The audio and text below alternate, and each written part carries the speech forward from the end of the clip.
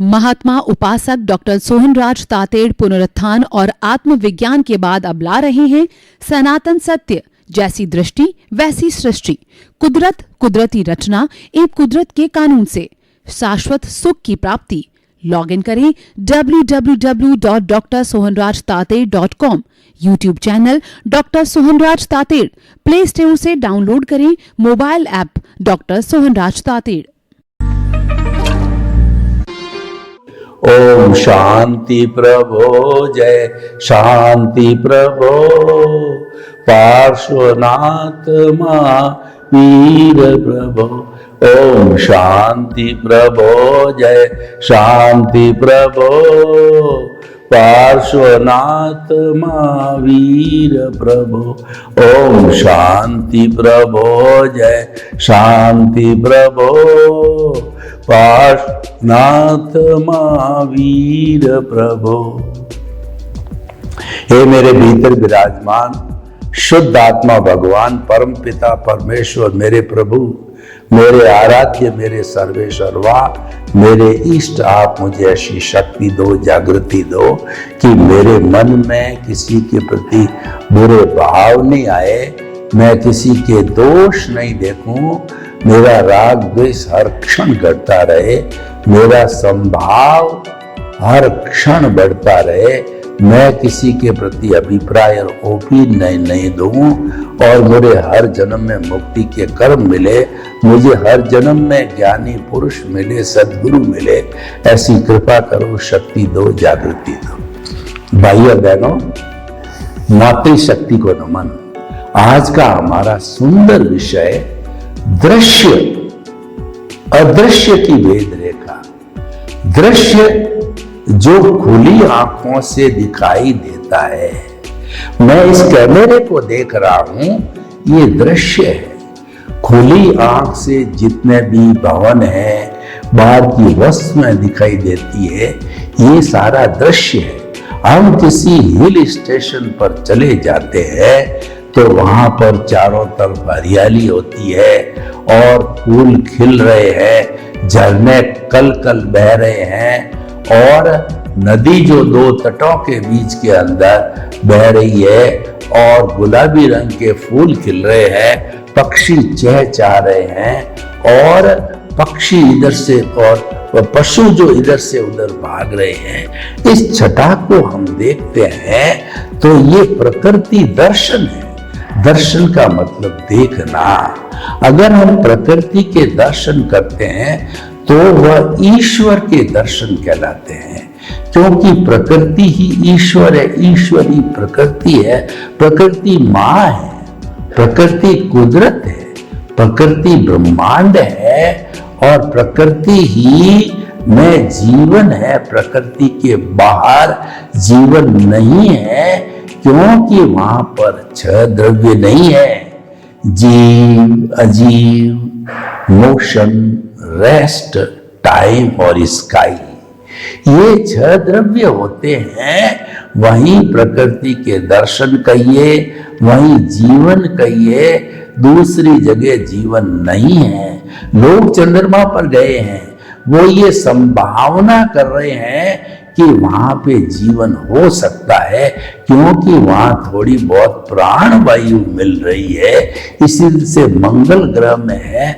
लेकिन अभी पृथ्वी के अलावा किसी भी ग्रह के ऊपर जीवन होने की संभावना नहीं बताएगी। कुदरत नहीं है वहां पर, और ये छह द्रव्य नहीं है, इसीलिए जीवन नहीं। हम बड़े सौभाग्यशाली हैं कि हमको जो है इस पृथ्वी पर बार बार जन्म लेने का अवसर मिलता है। बार बार हम जन्म क्यों लेते हैं? हमारे कर्मों के भुगतान के लिए लेते हैं, और जो भुगतान हो रहा है वो दृश्य है, लेकिन उसका सृजन करने वाला, जो परीक्षा देने वाला, रिजल्ट तो दिखाई दे रहा है, लेकिन परीक्षा में बैठने वाला दिखाई नहीं दे रहा है, क्योंकि वो अदृश्य है। हमारे भाव है वो अदृश्य है, भाव पुरुषार्थ है, और जो दिखाई दे रहा है वो रिजल्ट है। जन्म से मृत्यु तक एक एक क्षण के अंदर जो जो हमारा उदय प्रारब्ध चलता है वो उदय प्रारब्ध दृश्य है, क्योंकि वह जड़ है और उसमें से ज्यादातर अष्टस्पर्शी है जब दिखाई देता है। लेकिन भीतर का अगर जड़ पदार्थ भी है तो वो चतुस्पर्शी आत्मा तो अमूर्त है। इसलिए अमूर्त का अर्थ होता है कि वो दिखाई नहीं देती है, वो तो अनुभव की जाती है। इसीलिए आत्मा अनुभव जन्य है। आत्मा को हाथ पे दिखाया नहीं दे जा सकता है। आत्मा को मैं प्रमाणित करता हूं, मैं किसकी ताकत से बोल रहा हूं, मैं किसकी ताकत से हाथ हिला रहा हूं, किसकी ताकत से प्रवचन दे रहा हूं। ये ताकत मेरी आत्मा की है, प्रभु की है, ईश्वर की और भगवान है। जो ईश्वर है वह अदृश्य है और उसका परिणाम है वह दिखाई देता है। तो इन दोनों की भेद रेखा है, वो जड़ और चेतन की भेद रेखा है। जो इस भेद रेखा को समझ लेता है वह जो है शाश्वत सुख को प्राप्त कर लेता है। इस भेद रेखा को समझने का अर्थ है कि अज्ञान का नाश होना। अज्ञान के कारण ही हम 84 लाख जीवा योनि के अंदर भटकते हैं। और अज्ञान क्या है? अपने स्वरूप की जानकारी न होना। मैं कौन हूं, इस स्वरूप की जानकारी नहीं होती है, वही अज्ञान कहलाता है। और उस अज्ञान के कारण हम भटकते हैं। जब हम अपने मूल स्वरूप के अंदर आ जाते हैं जो अदृश्य है, तो मूल स्वरूप को प्राप्त होने के कारण हमारा दृश्य जगत समाप्त हो जाता है। यानी आत्मा जब जो है स्वतंत्र हो जाती है, सब कर्मों से मुक्त हो जाती है, तो मुक्त होने के बाद में 84 लाख जीवा योनि में नहीं भटकती है। क्योंकि जो है ये अज्ञान है, यही दुख का कारण है। अज्ञान समाप्त हो गया तो सुख ही सुख है। इसीलिए हमारा जो आत्मा है, हमारी जो कॉन्शियसनेस है, उसको जो है सुख का धाम कहा जा सकता है। उसको ब्लिस कहते हैं। अनलिमिटेड सुख होता है, वो आनंद का दरिया होता है, आनंद का झरना होता है। और जिस व्यक्ति को उस झरने का अगर एक बार स्वाद लग जाता है तो बाहर के सारे स्वाद फीके फीके लगते हैं। इसीलिए हमें परमानेंट जो हमारा स्वाद है, लक्षण है, उसकी जानकारी करना चाहिए। यानी कि अपने आप को पहचान करने की कोशिश करनी चाहिए। वह जो है वो अदृश्य है। दृश्य और अदृश्य की भेद रेखा जो आज का विषय बड़ा इंपॉर्टेंट विषय है। और इस भेद रेखा को अगर सांगो पांग हम जान लेते हैं तो हम जो है सिद्ध बुद्ध और मुक्त बन जाते हैं। उसके लिए हमें हमारे को रहो भीतर जियो बाहर, भीतर रहना पड़ेगा, जीना बाहर पड़ेगा। क्योंकि ये हमारी विवशता है।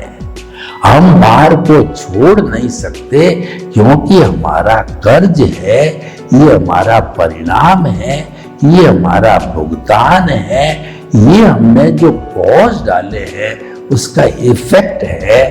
तो उसको जो है छोड़ा नहीं जा सकता। उसकी क्लैरिटी, उसका शून्य होना ही अज्ञान का शून्य है। और हमारी प्रतिष्ठित आत्मा है, उसका भी जो है जब अज्ञान समाप्त हो जाता है तो प्रतिष्ठित आत्मा का रोल समाप्त हो जाता है। क्योंकि प्रतिष्ठित आत्मा पैदा हुई है अज्ञान के साथ ही पैदा हुई है। हालांकि वो सारा पुरुषार्थ करने वाली है, वो अज्ञा का भी पुरुषार्थ करती है, प्रज्ञा का भी पुरुषार्थ करती है। यानी कि जब हमारा जो चेतना है ये संसार के साथ जुड़ती है तो वो रिलेटिव सत्य हो जाता है।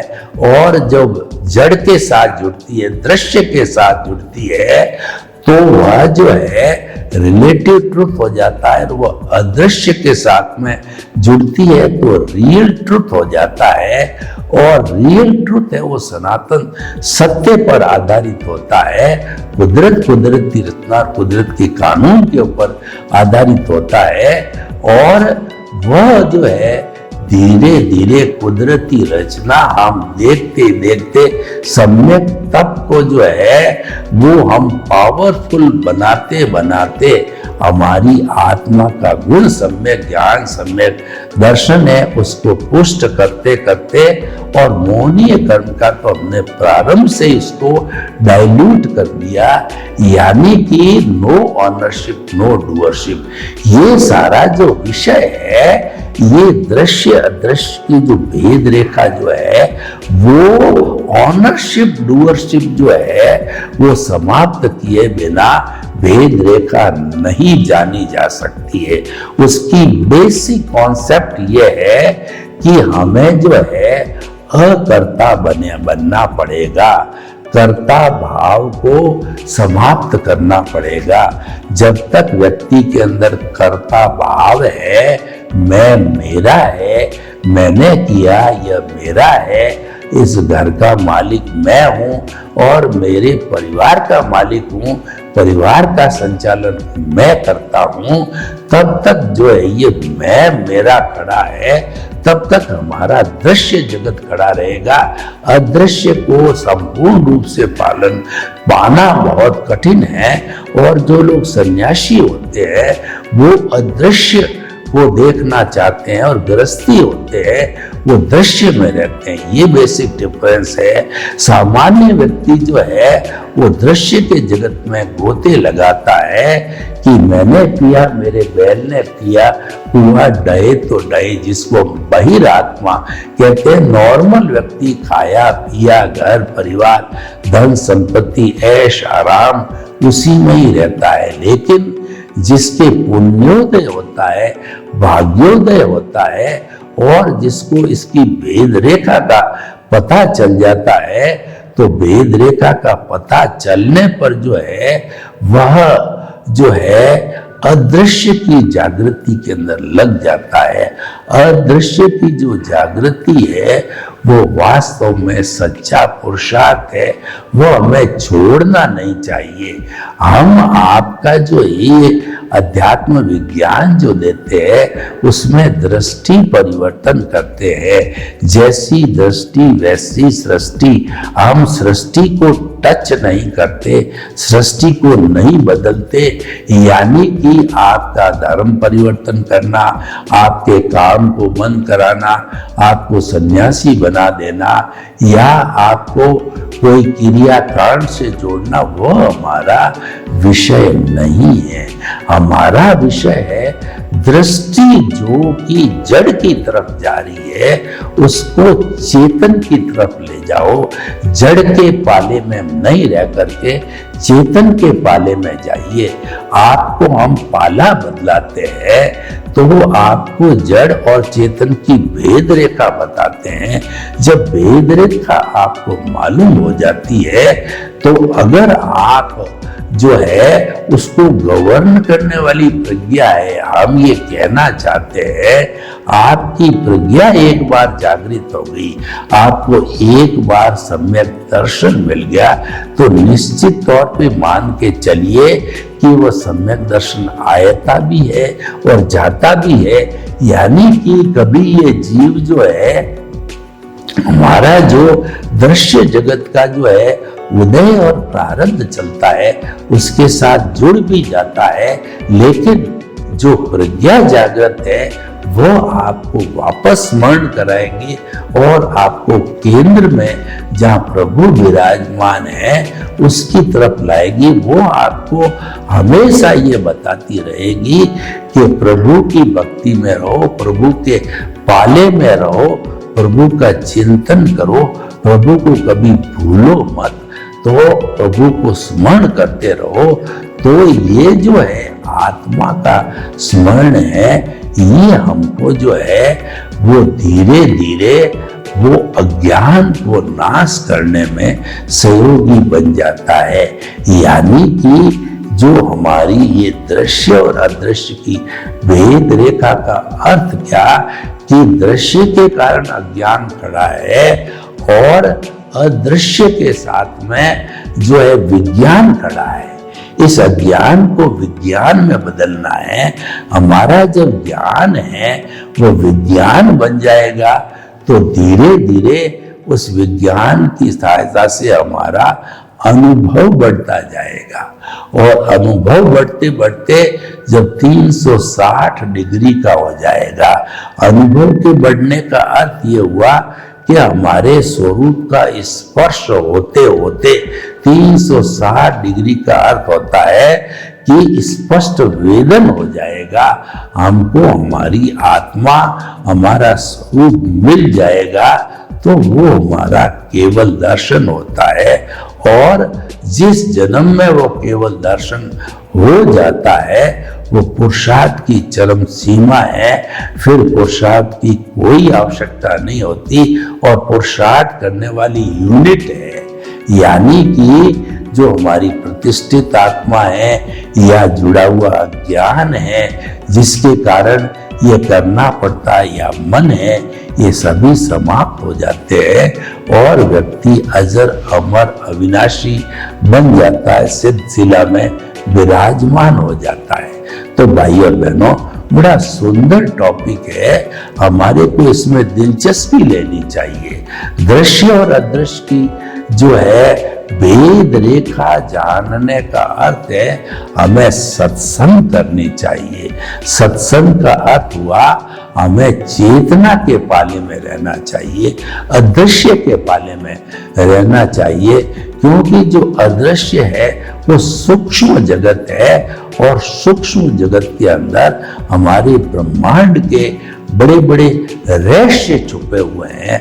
अगर हम उस जगत के साथ जुड़ते हैं, उसमें गोते लगाते हैं, तो ब्रह्मांड के रहस्यों का पता चलता है।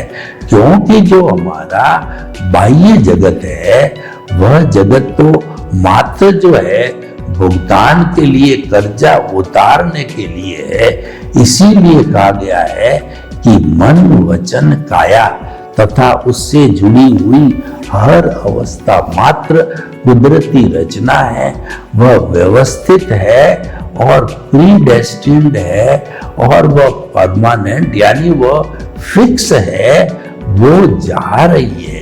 कोई भी अवस्था आती है वो विनाशी होती है, वो जा रही है।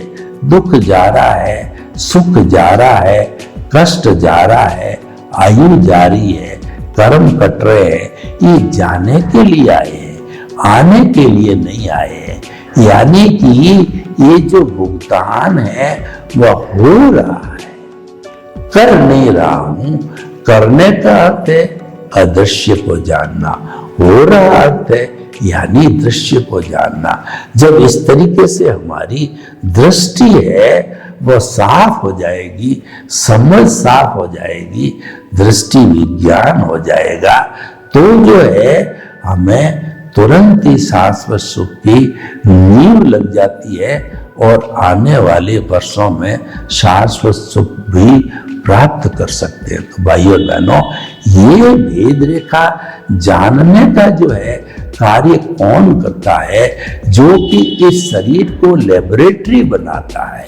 देखिए, जो बाहरी जगत है यानी कि जो दृश्य जगत है उसके सत्यों को जानने के लिए जो हमारे साइंटिस्ट है वो भौतिक लेबोरेटरी के अंदर प्रयोग करते हैं। उनका उद्देश्य भी सत्य का जानना, और जो अदृश्य को जानना चाहते हैं वो साधक लोग होते हैं, उनका भी उद्देश्य है अदृश्य को जानना। दोनों का उद्देश्य सत्य को जानना है, लेकिन एक मूर्त पे काम करते हैं, एक अमूर्त पे काम करते हैं। मूर्त दिखाई देता है और अभी तक उन्होंने मूर्त पे लेबोरेटरी में वैज्ञानिकों ने काम करके 116 जो है तत्वों को ढूंढ निकाला है, जैसे कि गोल्ड है, सिल्वर है, अभ्रक है, बोडल है, टिटानियम है, प्लेटिनम है, इत्यादि इत्यादि। और आपका जो है वो कहना चाहिए पोटाशियम है, नाइट्रेट है, इत्यादि इत्यादि चीजों को ढूंढ निकाला है और उनका प्रयोग जारी है। वो ढूंढ निकालेंगे। सारे विज्ञान के इतने आविष्कार हुए हैं वो दृश्य को जानने से हुए हैं।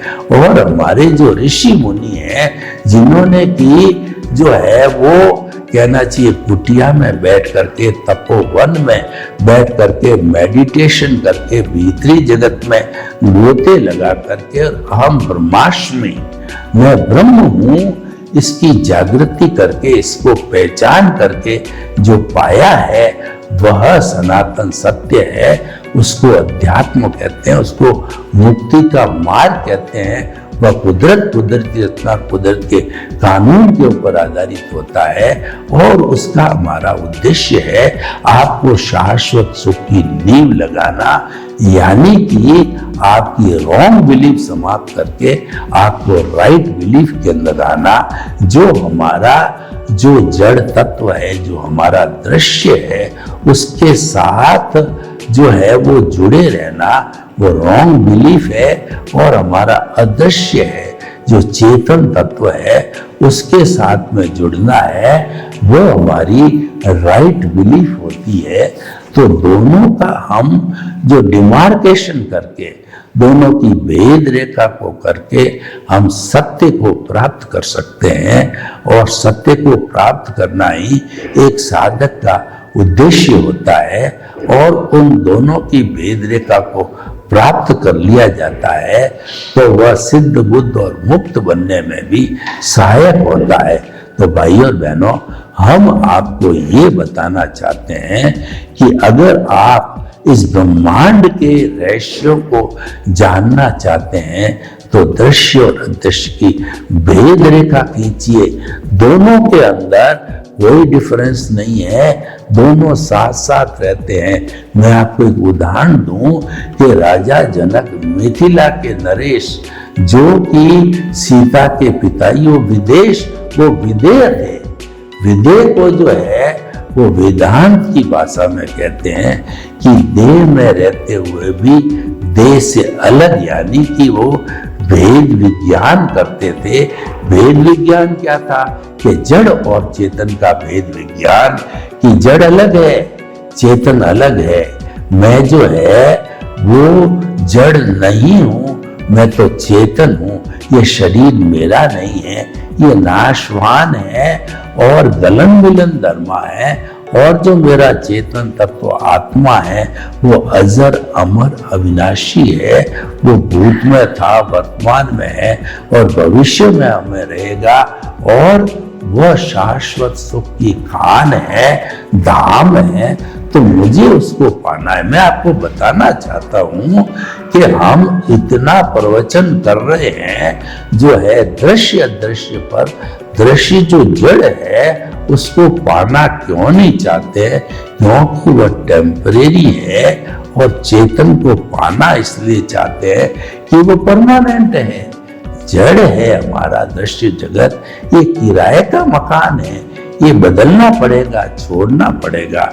लेकिन जो चेतन तत्व है वो हमारे घर का मकान है, हमारा स्वभाव है, वो हमारे से कभी भी अलग नहीं हो सकता है। गुण है वो गुणी से कभी भी अलग नहीं हो सकता। जैसे ज्ञान दर्शन आत्मा का गुण है, तो हम कितना ही प्रयास कर ले, ज्ञान दर्शन को आत्मा से अलग नहीं कर सकते। और जो दृश्य जगत यानी जड़ है, वो जो है ज्ञान दर्शन उसका लक्षण नहीं है, तो हम उस लक्षण को पैदा नहीं कर सकते। ये असंभव चीजें हैं। जड़ कभी चेतन नहीं हो सकता, चेतन कभी जड़ नहीं हो सकता, दृश्य कभी अदृश्य नहीं हो सकता, अदृश्य कभी दृश्य नहीं होगा। तो दार्शनिक भाषा में हम ये कहना चाहते हैं कि दोनों की मौजूदगी होगी, लेकिन धीरे धीरे जो है वो साधना के द्वारा दृश्य जगत यानी अज्ञान को, यानी रिलेटिव सत्य को भी गलत नहीं है, रिलेटिव सत्य भी जो है उसको गलत नहीं कहा जा सकता है, क्योंकि वो तो हमारा कर्ज है, वो तो जो हमारा भुगतान है। गलत कैसे हो सकता है? वह तो देना ही पड़ेगा। हम किसी बैंक से अगर पैसा उधार लेते हैं, हम उसको गलत कहते हैं, तो गलत क्या है? उन्होंने हमारी मदद की और हमारे डेबिट किया, तो हमको जमा करा के क्रेडिट करनी पड़ेगी। और जब हम क्रेडिट करके और हमारे ब्याज सहित सूद को जीरो कर देंगे तो हम साहूकार हो जाएंगे।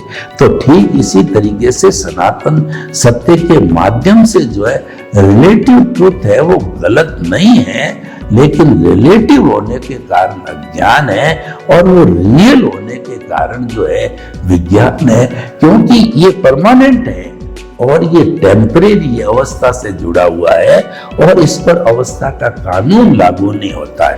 तो दोनों की जब भेद रेखा व्यक्ति खींच लेता है, दोनों बिल्कुल पास पास है, दोनों साथ रहते हैं, जुड़वा भाई की तरह साथ रहते हैं, उनको समझना जरूरी है और समझ करके उसको किस तरफ रहना है वो मुख्य बात होती है। तो हम ये समझने के लिए एपिसोड हमने जो है ये तैयार किया है कि आप इसकी भेद रेखा को जानिए। जो भेद रेखा जानता है वही ज्ञानी पुरुष है, वही विज्ञानी है और वो केवल मनुष्य जान सकता है। हम ये सत्संग आपके साथ क्यों कर रहे हैं, सनातन सत्य आपको क्यों बता रहे हैं कि ये मानव ही कर सकता है और मानव ही अपने स्वरूप को प्राप्त कर सकता है। सर्वे भवन्तु सुखिनः, सर्वे सन्तु निरामया। लोग के जीवों को सुख मिले, शांति मिले, आनंद मिले, प्रेम मिले, सौहार्द मिले और सभी हिल मिल करके हम सनातन सत्य को प्राप्त करें, शाश्वत सुख को प्राप्त करें। आपके प्रति मंगल भावना। ओम शांति। महात्मा उपासक डॉक्टर सोहनराज तातेड़ पुनरुत्थान और आत्मविज्ञान के बाद अब ला रहे हैं सनातन सत्य, जैसी दृष्टि वैसी सृष्टि, कुदरत, कुदरती रचना एवं कुदरत के कानून से शाश्वत सुख की प्राप्ति। लॉग इन करें www.drsohanrajtated.com। YouTube channel doctor Sohanraj Tated, play store से डाउनलोड करें mobile app doctor Sohanraj Tated.